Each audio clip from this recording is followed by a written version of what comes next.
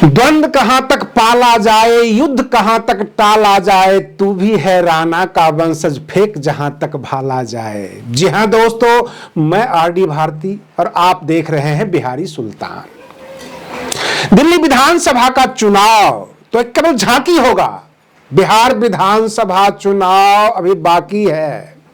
मैं आपको बता दूं, बहन मायावती जी 30 से ज्यादा रैलियां करने वाली हैं दिल्ली विधानसभा चुनाव के अंतर्गत। और बसपा के जितने भी नेता हैं, चाहे पूर्व राज्यसभा सांसद अशोक सिद्धार्थ जी हो, सतीश चंद्र मिश्रा जी हो, रामजी गौतम हो, बहन मायावती जी खुद, और उन्होंने आकाश आनंद जी को तो नियुक्त ही कर दिया है। बिल्कुल इनका अग्नि परीक्षा हो जाना है दिल्ली विधानसभा के चुनाव में। बहन मायावती जी दिल्ली के विधानसभा चुनाव में पैदल मार्च भी करेंगी। उन तमाम रूठे हुए अपने कार्यकर्ताओं को भी जोड़ने की कोशिश करेंगी। डायरेक्ट मतदाताओं से अपने आप को कनेक्ट करने की कोशिश करेंगी। दिल्ली विधानसभा चुनाव की बसपा की बहुत बड़ी तैयारी है। मैं बारी बारी से आपको बताने वाला हूं, लेकिन इनके सामने जो होगा, भाजपा कांग्रेस तो होगा ही। अरविंद केजरीवाल पंजाब के मुख्यमंत्री को उतारेंगे, अपने तमाम नेताओं को उतारेंगे। प्रधानमंत्री जी की भी 6-7 रैलियां होगी। विभिन्न राज्यों के इनके मुख्यमंत्री उतरेंगे। भाजपा की बात कर रहा हूं। और बहन मायावती जी ने इस बार सोच लिया है। उत्तर प्रदेश के प्रदेश अध्यक्ष विश्वनाथ पाल जी की भी ड्यूटी लगेगी। मध्य प्रदेश के इंजीनियर रामाकांत पिप्पल की भी ड्यूटी लगेगी। ये सब मध्य प्रदेश और ये उत्तर प्रदेश के प्रदेश अध्यक्ष हैं, स्टेट प्रेसिडेंट भगवान सिंह बाबा राजस्थान के, इनकी भी ड्यूटी लगेगी। जसप्रीत सिंह गढ़ी साहब ये भी ड्यूटी लगाएंगे। दिल्ली विधानसभा चुनाव में बसपा का साफ निर्देश है, अपने कार्यकर्ता, अपने नेता, विभिन्न राज्य के कोऑर्डिनेटर, प्रदेश अध्यक्ष, सब के सब दिल्ली में उतर जाओ। क्योंकि दिल्ली विधानसभा चुनाव में वोट प्रतिशत तो बढ़ाना ही बढ़ाना है, अपने विधायक निकालने हैं। देश की राजधानी है और एक बहुत बड़ा वोट बैंक SC/ST समाज का दिल्ली में होता है। और इसी वजह से अरविंद केजरीवाल खास करके बाबा साहेब भीमराव अंबेडकर की अनुयायी बनने की कोशिश करते हैं। तो बहन मायावती जी इस बार दिखा देंगी दिल्ली विधानसभा चुनाव में कि बहन जी अभी भी ताकतवर हैं। आकाश आनंद जी को यह कहा गया है कि आप डोर टू डोर मतदाताओं से मिलिए, मतदाताओं के दरवाजे पर जाइए, उनसे बात कीजिए और उन्हें साफ साफ कहिए कि बहन जी भी इस बार आने वाली हैं, आप लोगों से मिलने वाली हैं। हर तकलीफ में बसपा आपके साथ है। इस चुनाव में, दिल्ली के विधानसभा चुनाव में हमें साथ दीजिए। इस तरह का आह्वान बहन मायावती जी भी करेगी। सुनकर आपको आश्चर्य होता होगा, बहुत सारे आलोचक भी आलोचना करते हैं बसपा की, लेकिन इस बार बहन मायावती जी जो है कम से कम 20 से ज्यादा रैलियां करने वाली हैं, पैदल मार्च करने वाली हैं, जगह जगह जाने वाली है। केवल एक स्टेज पे आकर हाथ हिला देना, ये फॉर्मेलिटीज पूरा नहीं करेंगी। इस बार हर मोहल्ले में वो जाएंगी, अपने नए पुराने सभी कार्यकर्ताओं से मिलना चाहेंगी। इस तरह के बसपा कार्यालय और बसपा के कार्यकर्ताओं से जो संदेश मिल रहा है कि बहन मायावती जी काफी एक्टिव हो गई है। दिल्ली विधानसभा चुनाव में हम दिखा देंगे कि हमारे पास कितनी ताकत है। आकाश आनंद जी डायरेक्ट हमला करते हैं भाजपा पे, कांग्रेस पर।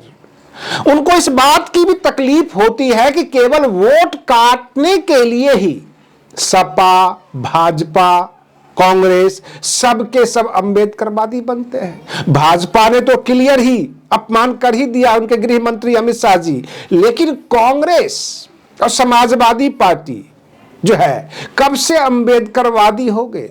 समाजवादी पार्टी डायरेक्ट आधिकारिक बयान देते हैं हम लोहियावादी हैं। अब सवाल ये उठता है वोट काटने के लिए अंबेडकरवादी बन जाते हैं। आकाश आनंद जी का यह भी सवाल होता है कि जो लोग प्रमोशन यानी नौकरियों के प्रमोशन में जो आरक्षण बिल था उसको उन्होंने सदन में फाड़ दिया और बाद में अंबेडकरवादी बन जाते हैं, चुनाव में अंबेडकरवादी बन जाते हैं। यह हास्यास्पद है, धोखा है जनता के साथ। और बहन मायावती जी की अनुपस्थिति, चुनाव के बीच लोगों के बीच नहीं जाना, लोगों से कम मिलना जुलना, यही हार का मुख्य कारण रहा है। दिल्ली देश की राजधानी है, बहन मायावती जी का वहां पर अपना रेजिडेंस भी है। इस बार बहन मायावती जी दिल्ली के चुनाव में हर जगह जाएंगी, रैलियां सबसे ज्यादा होगा।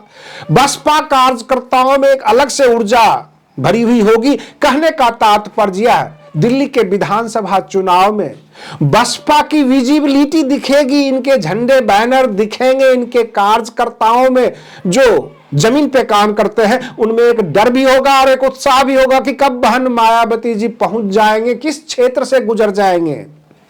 और बहन मायावती जी का एक्टिव होना, रैलियां करना, लोगों के बीच जाना इनके विरोधियों के लिए सबसे बड़ा तमाचा होगा, सबसे बड़ा हमला होगा।